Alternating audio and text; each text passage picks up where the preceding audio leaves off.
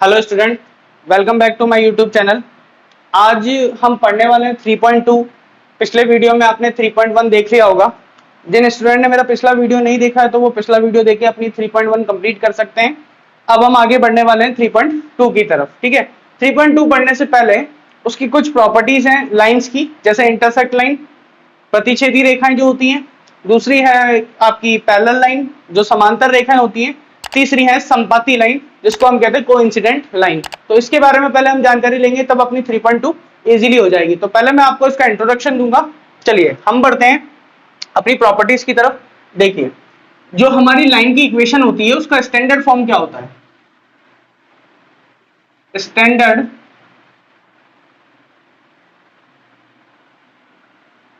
Form of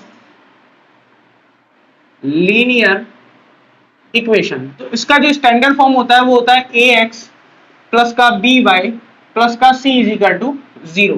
यानी कि आपको कोई भी इक्वेशन दी हुई है तो इसी फॉर्म में दी होगी। एक में x होगा, एक में y होगा और एक कांस्टेंट टर्म होगी। ठीक है, तो इस फॉर्म में आपको दिया जाता है, जिसको कहते हैं ये a जो है इसको कहते हैं कोफिशिएंट ऑफ x, इसको कहते हैं कोफिशिएंट ऑफ y और इसको कहते हैं कांस्टेंट।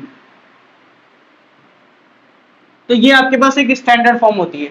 अब मान लीजिए आपको दो लाइनें दी हुई है, a1x प्लस का b1y प्लस का c1 इक्वल टू 0। तो ये आपके पास एक लाइन है, इसकी इक्वेशन दे रखी है। दूसरी लाइन दे रखी है a2x प्लस का b2y प्लस का c2 इक्वल टू 0। अब आपसे पूछ लिया जाए कि इन दोनों लाइनों का बिहेवियर कैसा है, ये दोनों पैरेलल हैं, कोइंसिडेंट हैं या फिर एक दूसरे को इंटरसेक्ट कर रही है। तो पता लगाने का तरीका क्या है? देखिए, केस फर्स्ट मैं बना देता हूं इसमें।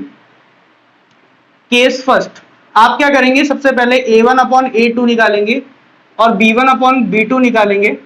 ठीक है, इन दोनों को चेक करेंगे, a1 अपॉन a2 और b1 अपॉन b2।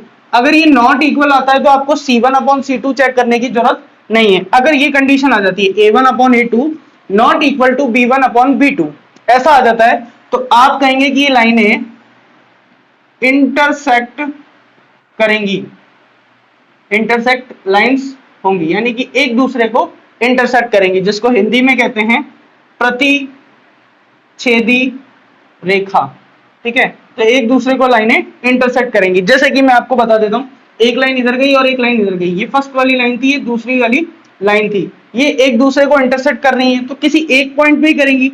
देखिए, लाइनें जब भी इंटरसेक्ट करती हैं तो एक लाइन ऐसा नहीं कि एक को इंटरसेक्ट करके चली गई तो वापस घूम के आके इसको कहीं पे दोबारा इंटरसेक्ट करेगी, ऐसा पॉसिबल नहीं है। तो ये किसी एक ही पॉइंट पे इंटरसेक्ट कर रही है, तो इसका केवल एक ही सॉल्यूशन आएगा। तो हम ऐसी कंडीशन में हम कह सकते हैं कि ओनली वन सॉल्यूशन, केवल एक ही हल होगा इसका। ठीक है, और दूसरा हम कह सकते हैं यूनिक सॉल्यूशन।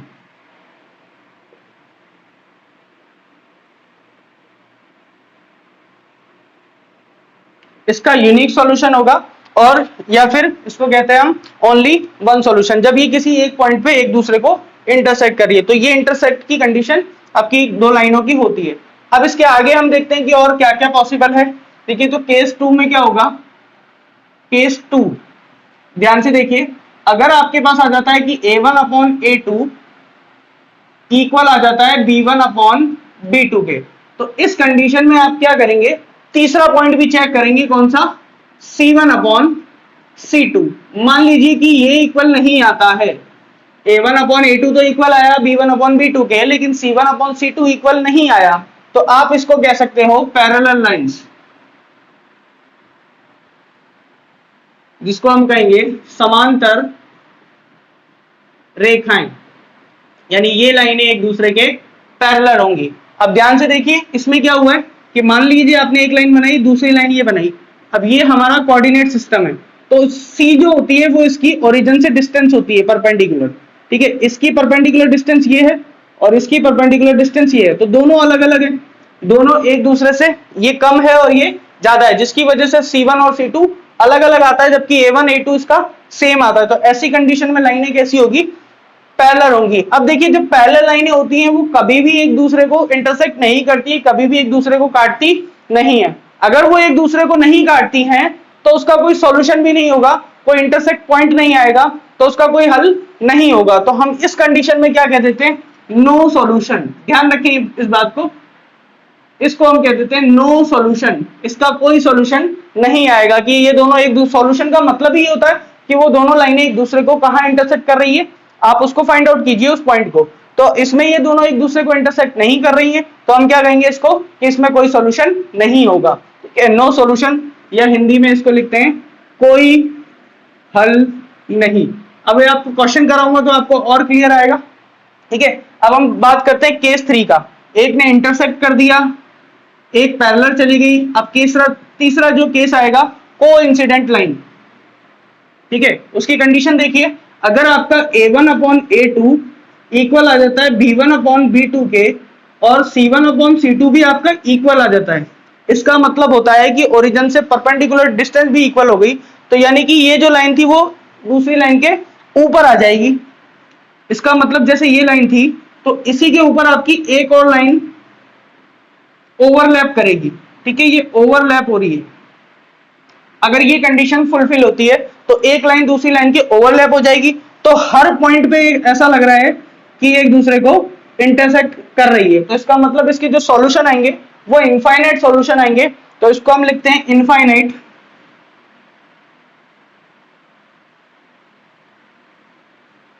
मैनी सॉल्यूशन, यानी कि अनंत हल।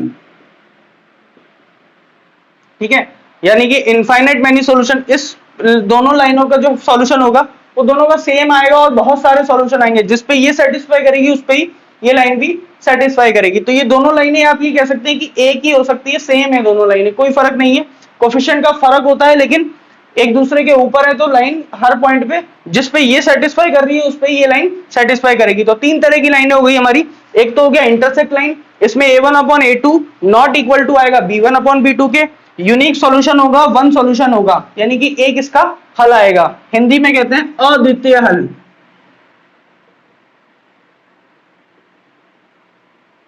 अद्वितीय हल यानी कि इसका एक यूनिक सॉल्यूशन आएगा। अगर पैरेलल लाइंस की बात करें तो इसमें कोई सॉल्यूशन नहीं आएगा क्योंकि एक दूसरे को कहीं भी इंटरसेक्ट नहीं करेगी।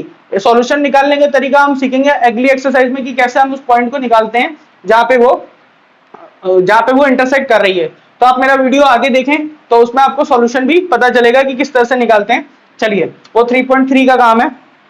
चलिए, तो केस नंबर 3 में आपके पास अगर तीनों चीजें इक्वल आ जाती हैं, यानी कि इसका मतलब इसके इनफाइनाइट सॉल्यूशन आ जाते हैं, अनंत हल आ जाते हैं, तो इसका मतलब ये लाइन एक दूसरे के ऊपर ओवरलैप कर रही है। तो ये कंडीशंस आपको याद रखनी है। और मैं कुछ और स्पेशल चीज बताने वाला हूं आपको। चलिए, अगर देखिए कोई भी सॉल्यूशन आता है, ऐसा सवाल आएगा आपके पास, कोई भी सॉल्यूशन आता है तो आप क्या करेंगे, इस लाइन को मैंने नाम नहीं लिखा, पहले मैं लिख देता हूं। इस लाइन को हम कहते हैं कोइंसिडेंट लाइन। कोइंसिडेंट लाइंस यानी कि समपाती रेखाएं। इन लाइनों के नाम है समपाती रेखाएं, कोइंसिडेंट लाइन।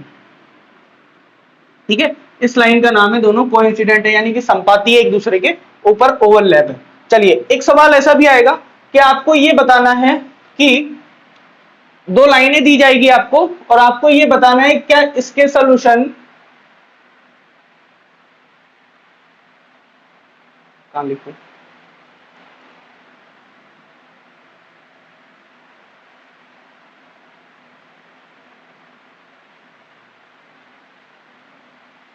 कॉन्सिस्टेंट है या इनकॉन्सिस्टेंट है। आपके पास ऐसा सवाल आएगा, यानी कि इसका मतलब होता है संगत हल और इसका मतलब होता है असंगत हल। तो आपको दो लाइनें दी जाएगी और आपसे पूछा जाएगा क्या इसके हल जो है वो कॉन्सिस्टेंट है या इनकॉन्सिस्टेंट है, यानी कि संगत है या असंगत है, वो आपको बताना पड़ेगा। तो मैं आपको बता देता हूं कि जहां पे सॉल्यूशन आ जाए, यानी कि जहां पे सॉल्यूशन आ जाए, चाहे वो एक आए चाहे इनफाइनाइट आए, लेकिन अगर सॉल्यूशन आ गया तो वो सॉल्यूशन कॉन्सिस्टेंट होगा। अगर सॉल्यूशन नहीं आया, कोई हल नहीं आया, तो आप उसको कहेंगे ये इनकॉन्सिस्टेंट है। तो इसका मतलब यहां पे सॉल्यूशन आया था, यहां पे कितने सॉल्यूशन आए थे, एक सॉल्यूशन आया था, तो अपन इसको कहेंगे कॉन्सिस्टेंट। कॉन्सिस्टेंट यानी कि संगत हल। ठीक है, थोड़ा सा ध्यान रखें, संगत ये जब होगा जब इसका हल आ जाएगा। अगर हल नहीं आया, जैसे कि इसमें देखिए कोई हल नहीं है, तो हम इसको क्या कहेंगे, इनकॉन्सिस्टेंट यानी कि असंगत। यह है असंगत। अगर हल नहीं आया तो असंगत, और अगर हल आ गया तो संगत। इसमें आप बताइए क्या होगा, इसमें कितने हल हैं, अनंत हल हैं। मैंने तो कहा हल आना चाहिए, हल आना चाहिए मतलब अनंत हल है, तो इसका मतलब इसके जो सॉल्यूशन होंगे वो संगत होंगे, क्योंकि हमारे पास इनफाइनाइट है, हमें तो सॉल्यूशन से मतलब है। कॉन्सिस्टेंट यानी कि ये भी आएगा संगत। तो यानी कि दो केस तो आपके संगत में आएंगे और एक केस असंगत में आएगा। असंगत में जो आएगा पैरेलल लाइंस आएगी, जिसमें a1/a2 equal to b1/b2 not equal to c1/c2 के होगा। ठीक है, तो ये कंडीशन है लाइन की, ये आप नोट कर लीजिए, उतार लीजिए और बिल्कुल दिमाग में इसको रट के रखिए। इसके बेस पे हम 3.2 के क्वेश्चंस आगे करेंगे। तो पहले इसको नोट करिए, फिर हम आगे बढ़ते हैं।